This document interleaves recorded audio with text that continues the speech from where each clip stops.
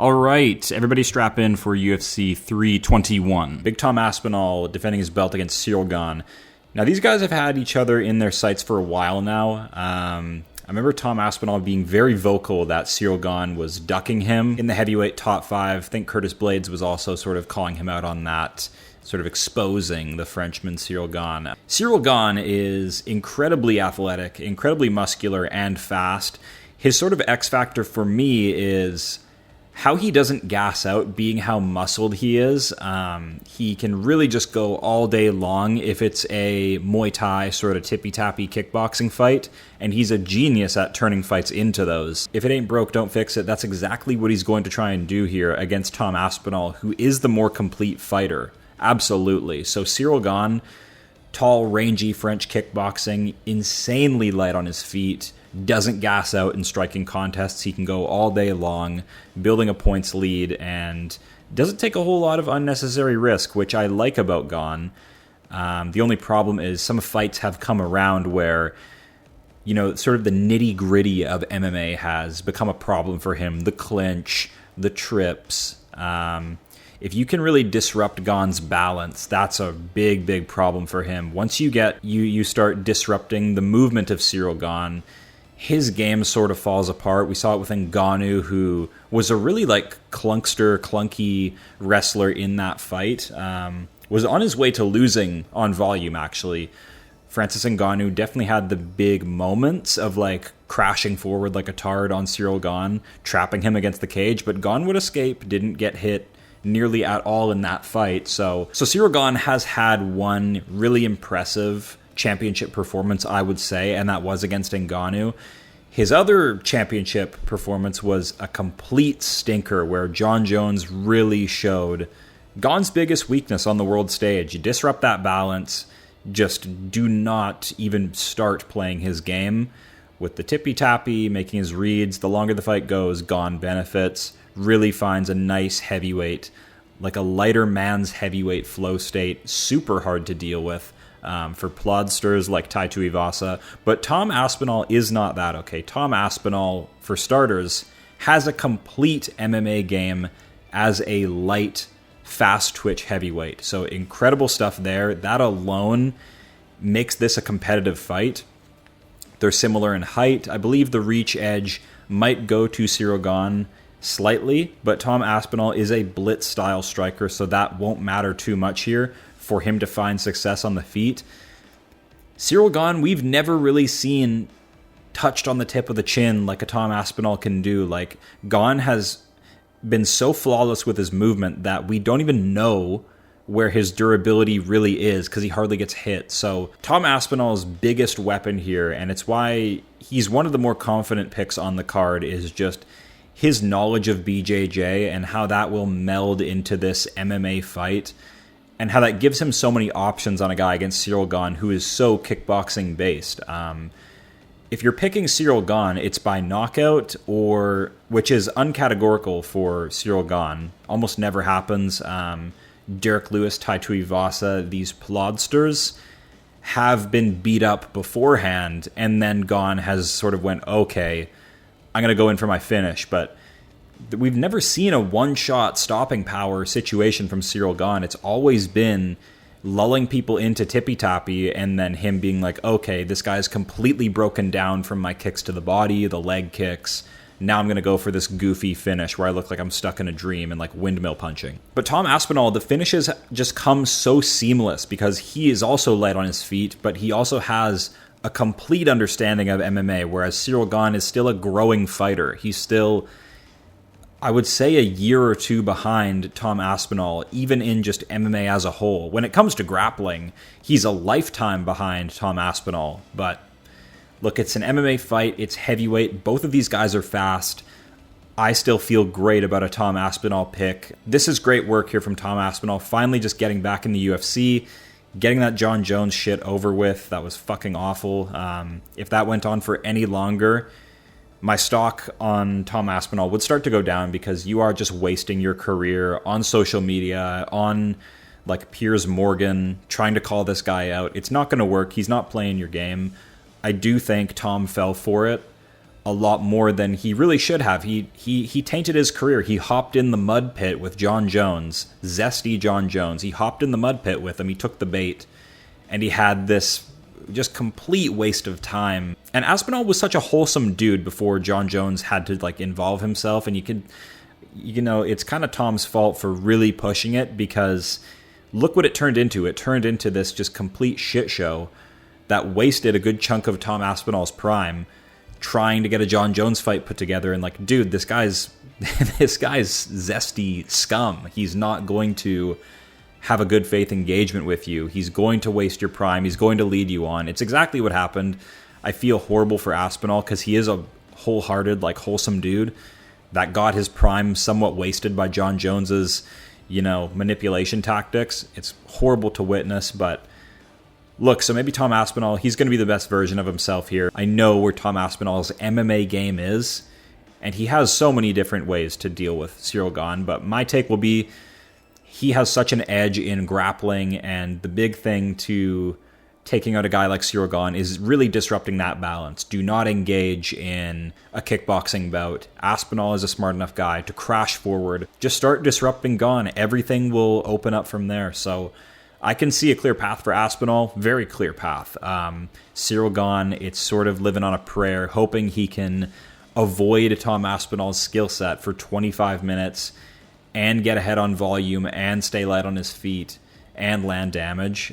We can't go with that. It has to be a Tom Aspinall pick. My main events, they are what they are, guys, but this is my high confidence pick of the card. Hope you like the new graphics, by the way. In the future, we'll probably get it a bit more polished up here, but through this together, just kind of tired of blinding you guys with UFC stats, bright mode, just a white, bright light in your face. Not really my style. We're sort of going for this, like, I guess you could call it dark mode aesthetic on the channel, so I hope you enjoy that. The pick is Tom Aspinall, obviously. He is a complete MMA fighter. Ciryl Gane is getting by on his light feet and his light hands and his kickboxing mastery. That ends here. It's Tom Aspinall with a finish. Up next is Mackenzie Dern, Virna Jandiroba, their rematch for, this time, the UFC strawweight title.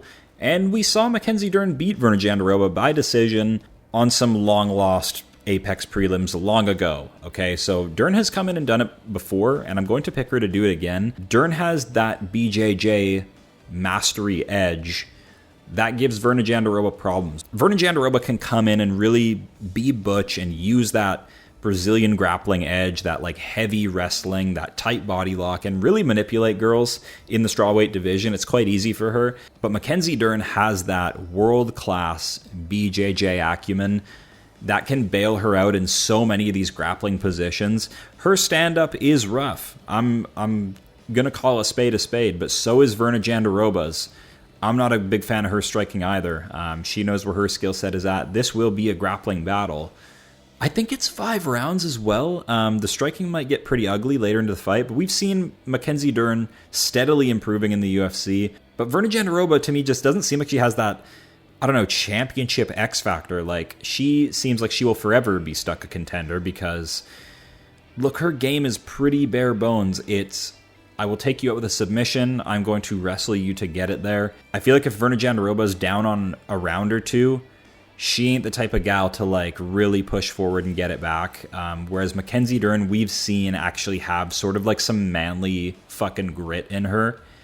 And she pushes forward and she takes massive risks. That's one thing I like about Mackenzie Dern is, yes, she may look like a slot master at times, but I can trust that she's improving and that she will take risk after risk to get herself back into a fight.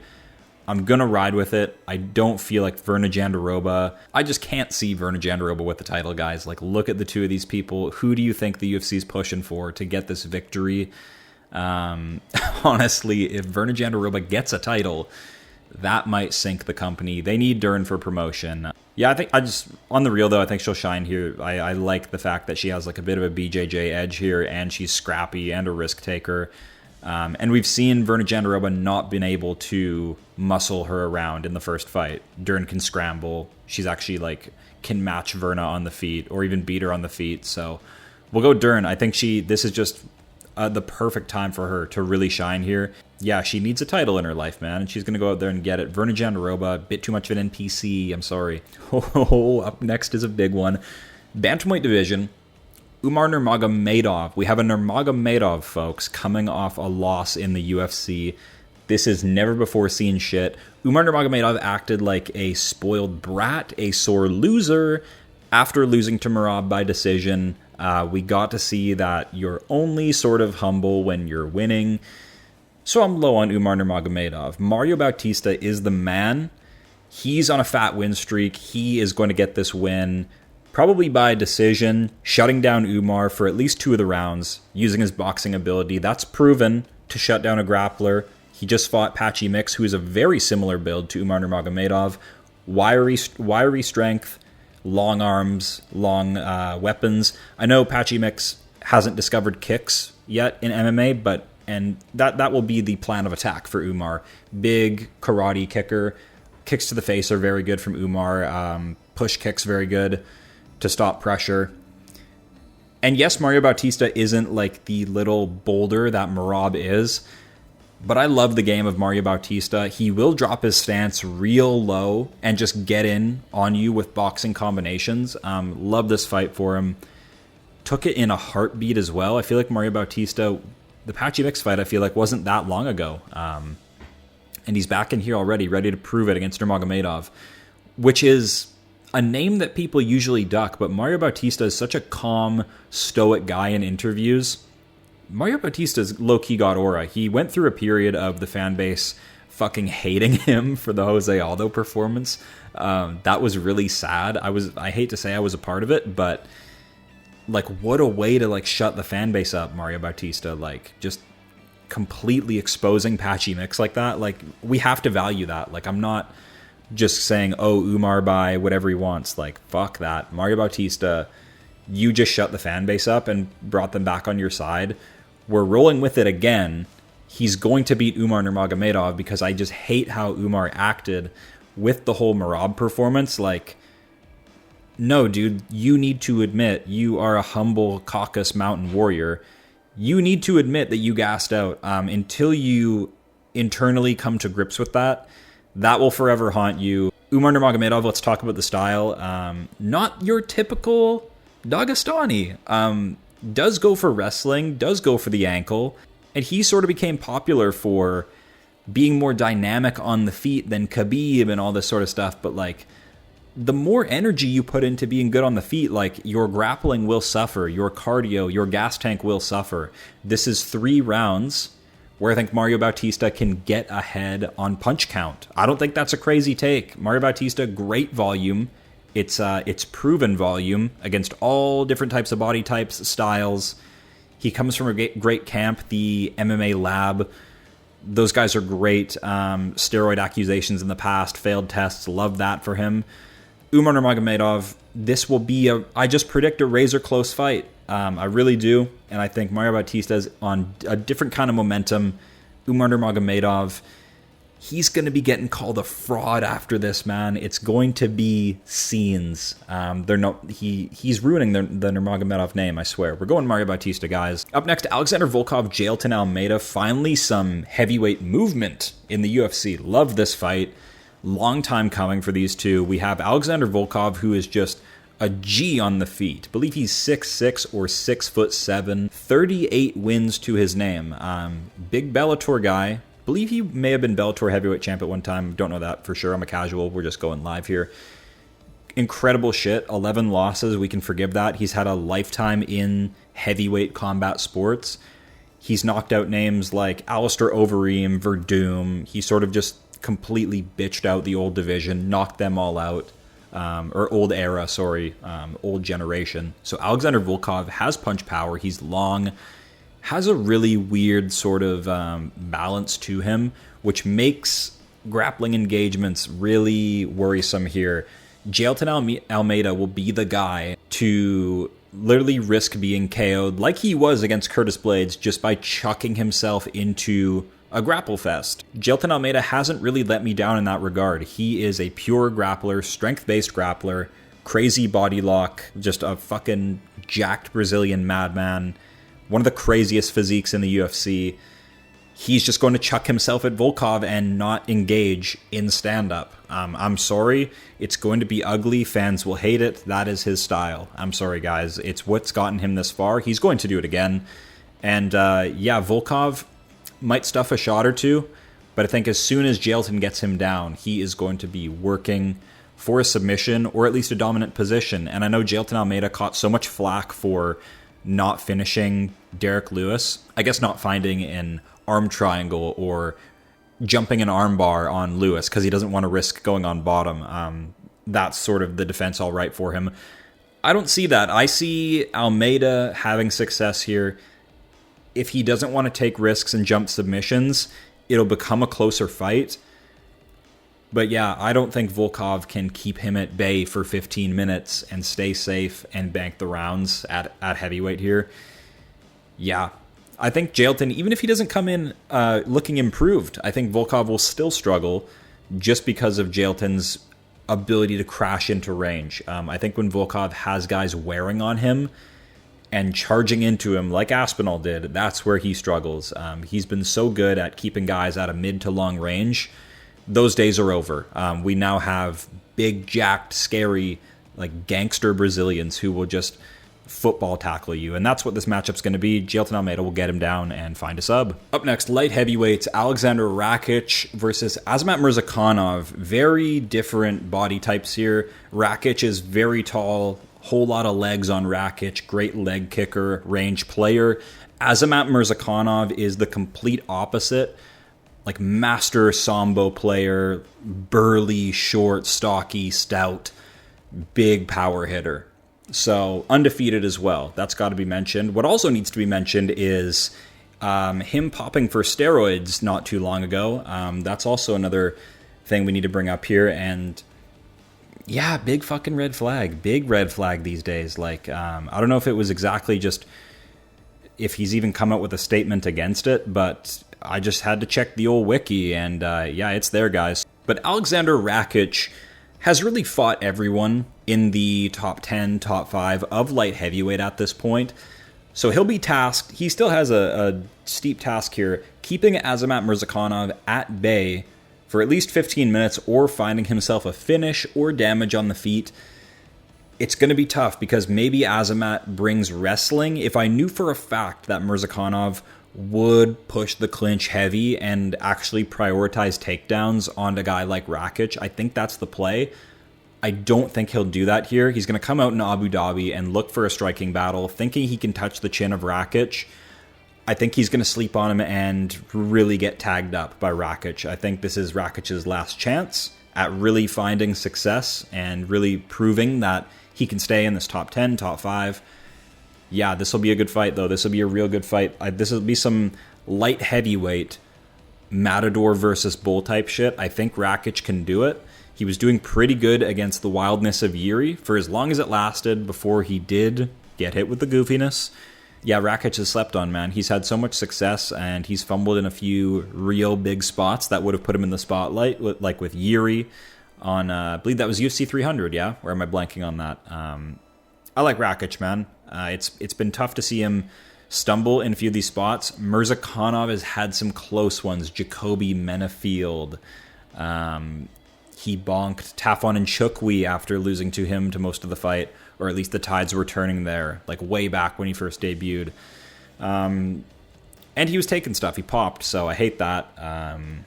That kind of leans me to towards picking him, but he's post getting caught, so we know he's definitely not on it. So it's interesting stuff. I'm gonna go with Rakic. He's a smidgen more UFC experience. Yes, he's got a long, tall man build that's vulnerable to grappling. I think his takedown defense is okay. Not so confident that he's going to snipe out Murzakhanov, but I think he can play the Matador effectively here and beat Murzakhanov. Give him his first loss by a cheeky decision. Nasrat Haqparast versus Quillan Salkilld. Wow. Very different looking individuals here from opposite sides of the globe. Yeah, it's going to come to probably a bit of a shocker that I'm picking against Nasrat because he's fresh off a kind of a barn burner with Rebecki. Really took the path of most resistance against Esteban Ribovic in a pure firefight, volume fest. Incredible fight. Go see it. I think it's trapped in the Apex, so it gets lost to time, but that is a fucking incredible fight. Please go watch it. Nasrat Haqparast, volume boxer, high guard, good takedown defense, very well skilled. Trained by Firas Zahabi as well, I believe, so good game planner. Durability's been like a little bit of an issue at some stages for him. Bonked by Dober, etc. Quillan Salkilld is doing really, really well for himself early on. Has come out and completely neutralized Yanal Ashmuz with a ton of takedowns. So he's showing that when he's a little bit outgunned or it's a little bit too risky to just go all out on the feet against this guy, he can turn it into a bit of a wrestling clinic, which I love. And then when he's matched up against Anshul Jubilee, he doesn't overcomplicate things and just comes out and one-shot colds Anshu Jubilee, the GOAT. So I'm a big fan of Quillan. And I'll pick him here because Nasrat is coming off a ton of damage against Esteban Ribovic. That dude hit his chin so many times. I think Quillan Salkild's going to come out and eventually, by hook or by crook, clip Haqparast on the chin, get him wobbled, get him discouraged on the back foot, skittish, or just eventually find himself a KO. I think he's really doing well. He's at a bit of an experience disadvantage here. He definitely doesn't have the coaches that Haqparast does. But I think that's what's gotten Nasrat so far is Firas and sort of his craftiness and sort of the guys he's faced. But he's coming in, I think he's going to come in with a shaky chin after that Esteban fight. He'll come out confident because he got past Esteban, but he took about like 200 fucking significant strikes in that fight. We're going to go Quillan Salkilld to touch that chin. And if I'm wrong, mix in the grappling as well. Mix in heavy takedowns on Haqparast. We haven't seen that in a while, so we're going to go Salkilld in this maybe underdog spot. I'm not sure, but with a bit of caution on it. Ikram Aliskerov versus Jungyong Park, the Iron Turtle. Love Jungyong Park. Really good at mitigating risk. Poppy boxing. Very capable in all areas. Fucking love the Iron Turtle. I think he loses by decision here in Abu Dhabi. Really hurts here to pick Ikram Aliskerov, but he's just a tad more dangerous and a tad more physical, I think. Cardio will be very interesting between these two. I think they push about a similar pace. Jungyong Park likes to take sort of a defensive posture in a lot of his fights, which I don't really like about him, but he's got the skills to pay the bills, which will make this competitive. Who's more dangerous and who's tougher? I'm going to go Ikram Aliskerov, even though he did just get kind of sniped out by fucking out of prime Bobby Knuckles. It was beautiful to watch. Nasty uppercut floors him. But he took that one on short notice and definitely didn't see that punch coming, got colded. Jungyong Park, for as much as I love him, isn't capable of those lethal shots that Whitaker is. I'm sorry. Jungyong Park is skilled in different areas. He just got a different skill set entirely. Defensively minded, great grappler. I think Ikram does have sort of that, Dagestani background to nullify a lot of the grappling gifts that Park might have. So I think this will just be a striking fight that Ikram can pull ahead on. Maybe even be stronger in the clinch, have a nastier clinch than Park. I think Park's going to fall behind. We've seen him fall behind before in close fights because of that sort of, I don't want to say timidity, because I feel like Jungyong Park, there is a side of him that's just fucking, he sees blood, he's down to die, and he's willing to give us a war. But Abu Dhabi here, I think Ikram just kind of out-techniques him, sadly. Pulls ahead with a decision. Maybe a TKO or some ground dominance, but we'll see. I'm going to go Ikram for the pick. Don't want to overcomplicate it. I do like Park, but don't think he'll find a victory here. Lightweight banger alert. Ludovit Klein, Mateusz Rebecki. Holy shit, Mateusz Rebecki's career. Holy fuck. I said I'd never pick him again because he is just a punch magnet, horny for violence, has a death wish every fight. But I'll pick him here because this is a good matchup for him. Ludovit Klein breaks later into fights. Nate Landwehr fucking broke this guy, okay? I don't really care for the gym he comes from. This Slovakia gym. I wish he maybe moved to America. The gym he comes from just looks so like kickboxing heavy. I don't know, man. Mateusz Rebecki's an ATT guy. He's still with his like homeboys as well, but he's been to ATT to like really get that extra fight IQ in. He does not show it though. This fucking marauder, man. The amount of damage he's taken so far is so concerning. So of course, sign of caution here. Just completely fucking plastered by Chris Duncan. Walked in like the pressure is amazing and it breaks guys, and that is his style, and he will not come out of it. I don't believe he'll come out of it. His style doesn't work if he comes out of that marauder pressure. Okay, Mateusz Rebecki is going to do what he did against Chris Duncan and bob and weave and march Ludovit Klein the fuck down. Maybe he'll get his face split apart. Rebecki will march down Klein. Like I've said, I'll never pick. I've had this confidence about Mateusz Rebecki that I will never pick him again because he just zombies a bit too much. He's so horny on the pressure that he just ends up walking into shots and getting pieced the fuck up. Like this is lightweight, dude. Like some of these guys walk around like 180, 190. He found out the hard way that we've got some real heavy hitters in this UFC. And he got his face like beat to shit, like both swollen eyes, gigantic hematoma on his forehead.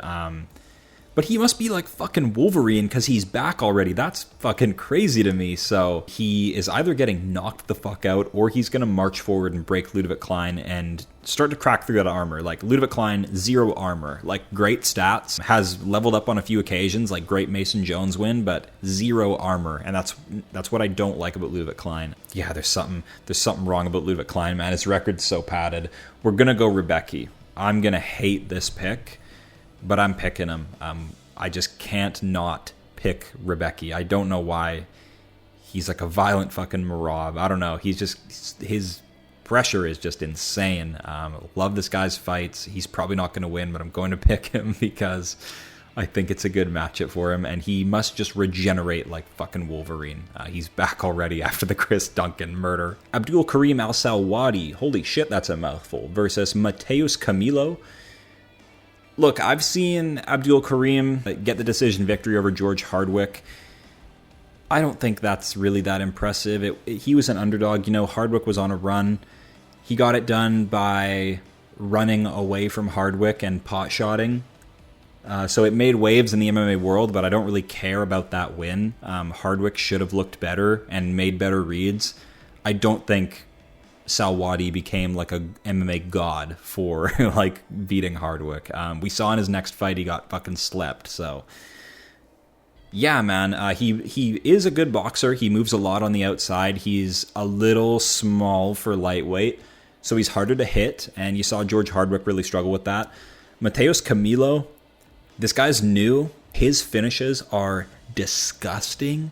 Absolutely disgusting. He's only got a few of them. He just started. All his losses are finishes as well. He's sort of been put in tricky subs, in tricky spots, and he sort of quit on himself. I don't think Abdul Kareem is the guy to really make a guy ever quit on himself. He likes to run around and pot shot. I got Camilo by finish. I've seen him just starch guys on regionals. Nasty finishes, man. When he gets entangled on the ground, he jumps them. He's a heavy puncher. Yeah, I think he slept a guy with a wheel kick. I need to go back and like really remember these finishes, but yeah, it's on YouTube. You can go check it out. Look up Camilo highlights. I think he fumbled in the Contender Series or fumbled his debut pretty bad. I think he lost to, I'm blanking on the name, but I like what I see. This guy's brand new and he looks real dangerous and real good, composed at this early stage. He's 9-3. It's not the prettiest. I'm not a big Abdul Kareem fan. His UFC stint has been unimpressive. Like the Hardwick win, I understand the fight. He ran and pot-shotted the whole fight. Hardwick couldn't catch him, made it way harder than it had to be, okay? So I'm making sure not to put that much stock in that Hardwick win.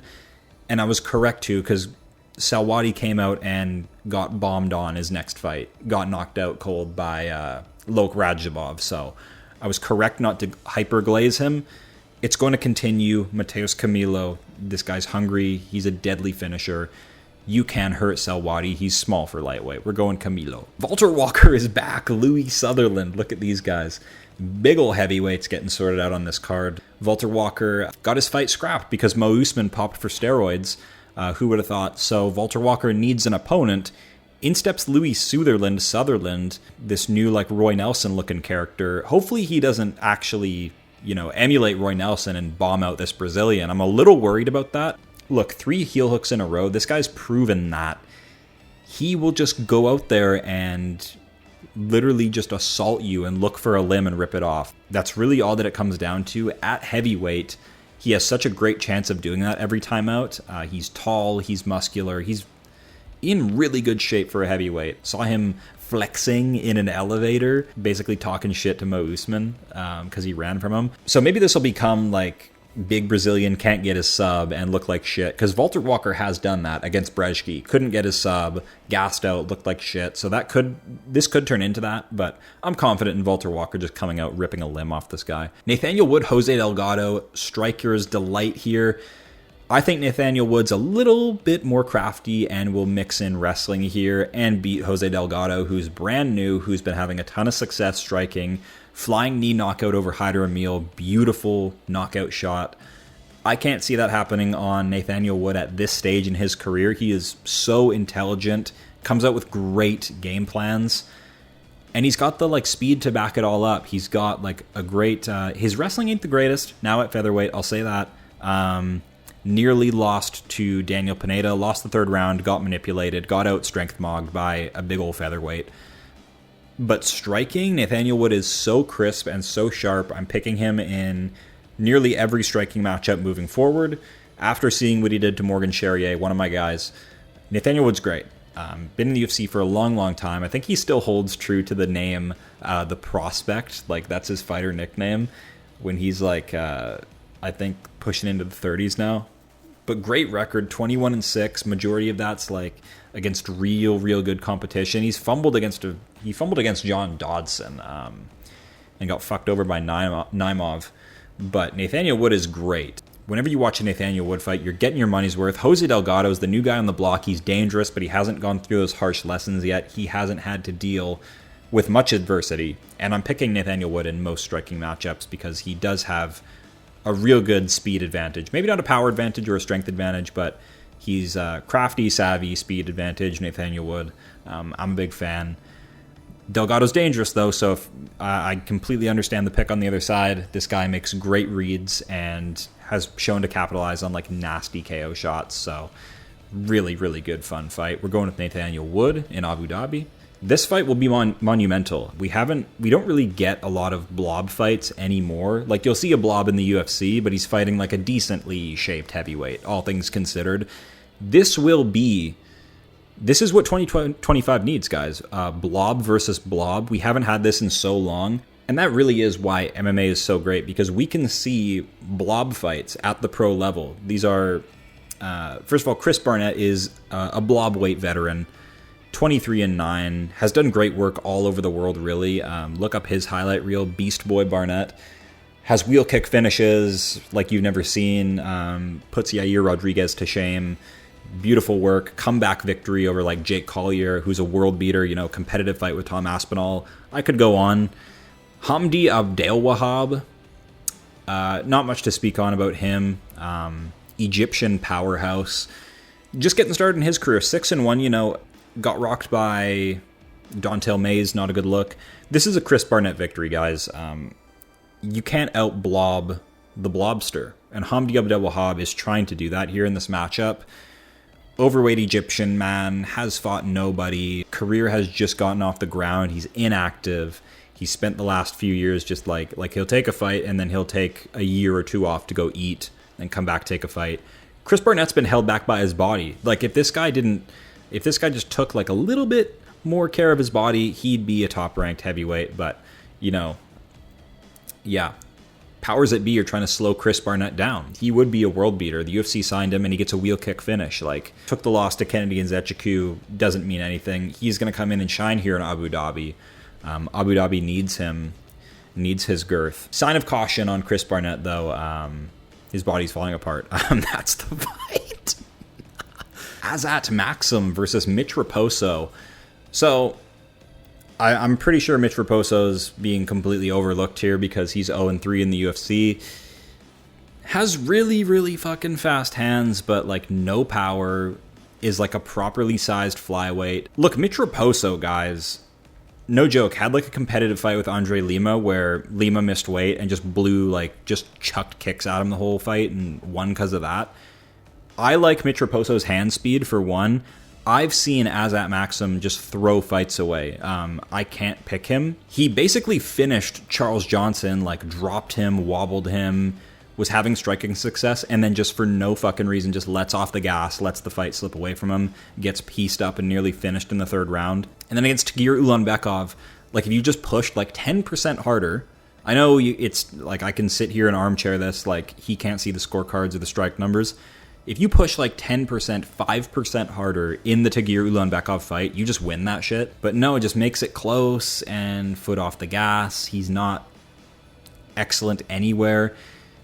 Mitch Raposo, I see talent. I actually do see talent. Great footwork, like really, really good flyweight footwork, great hand speed. The only problem is he comes from New England cartel. They hold guys back. We've got some boneheads as coaches in these gyms. Mitch Raposo's being held back. He even like, not back talks, but like when he's in the corner, like he says his piece. He's like, no, this guy's going to slow down. Like he says his piece to his coaches. He doesn't just bitch out and listen. Mitch Raposo is a gangster. He's going to get his first UFC win here in Abu Dhabi. I'm rooting for dude. I see potential. I see a guy who's not going to have problems with Azat Maxim. It's not going to go to the ground. He's too fast, and he's not going to get out-volumed here. He's learned his lesson against Andre Lima, a guy who missed weight like a coward bitch and just flung full power kicks at this dude at a weight advantage. That doesn't impress me. Didn't have a good game plan against Suma Dwergi. Suma Dwergi's tough and has competitive fights with everybody, even the top dogs. We're going Mitch Raposo, big underdog spot here. Azat Maxim is a padded record fraud who throws fights away and doesn't put his foot on the gas, so I'm not going to go for it. Mitch Raposo's back's up against the wall here. He is going to go fucking ballistic to keep his job. We're going Mitch Raposo. And as always, baddies on the prelim opener. We got Jacqueline Amorim taking on Mizuki Inoue. Mizuki is very inactive, which makes this a tough pick because she does look all right. She started MMA when she was like, 6 years old. Not actually. She was like, 17. So Mizuki's been in the game for a long, long time. Jacqueline Amorim is quite new, but she's dangerous, man. She doesn't fuck around. She jumps for subs, goes for subs. She's opportunistic. I like that about her. Her stand-up skills, we don't even really get to see because the fight ends up being a grappling engagement that she wins. Sort of Bia Mesquita is going to have a similar career path where she might get figured out once or twice, get shown to have really weak striking, but be such a scrappy grappler chick that it doesn't really matter until the top level. Jacqueline Amorim should get this done. It's not even a step up in competition. If anything, it's a step down. Mizuki's very inactive. We don't know where her game's at, but we know it's nothing spectacular. Otherwise, you'd be fighting. You would be fighting multiple times a year if you knew you were hot shit, and you're not. So we're going to go Jacqueline Amorim, who does fight a lot, who is on like a 5-fight finish streak as a hot chick in the UFC. So we're going to pick you. Sign of caution, though. Her striking's not all that. Not at all. She's also like not a powerhouse. We saw her try to submit Sam Hughes. She had a locked-in submission, rear naked choke. She was not able to generate enough force to tap out Sam Hughes. Bit of a red flag. Hopefully she's lifting weights in the gym, getting jacked. We're going to go Jacqueline Amorim here, sign of caution. Mizuki Inoue, not active enough. Weird little veteran chick, but just, you should be fighting more. Why are you not fighting more? You're wasting your life. You're wasting your prime years here. Jacqueline Amorim gets the win. She's a baddie. Hopefully the baddies go 2-0. We got Mackenzie Dern, Jacqueline Amorim. Yeah, the UFC needs them to win. Otherwise, the company sinks. Yeah, that is the card, folks. Let me know if you like the graphics here. It's just sort of like my way of making it more like dark mode friendly, I guess. That's sort of the, like, in my mind, that's sort of the aesthetic I have with the channel. Just the way I do my videos, my graphics, my format and everything. And this doesn't take me too long to throw together to you guys, so if you want just a bit of on-screen visuals, all good. Probably in the future, I'll be dropping down little text pop-ups, pictures down below. So if you like what I'm doing, drop likes, comment, share the video. Let me hear your thoughts on the matchups. Yeah, guys, Tom Aspinall, full confidence pick. Pereira, like Alex Pereira, these are the type of guys that are going to break my main event curse, okay? Gane's not getting the win. He has like a half-complete MMA game. Fluky physical gifts and his light feet. Not going to happen here. Aspinall has answers for that. He's going to disrupt the balance of Ciryl Gane. Things are going to open up. So we're going to go with Tom Aspinall. I'm out of here, guys. Drop your comments down below. I want your takes. As always, thank you guys for watching. I will see you next time.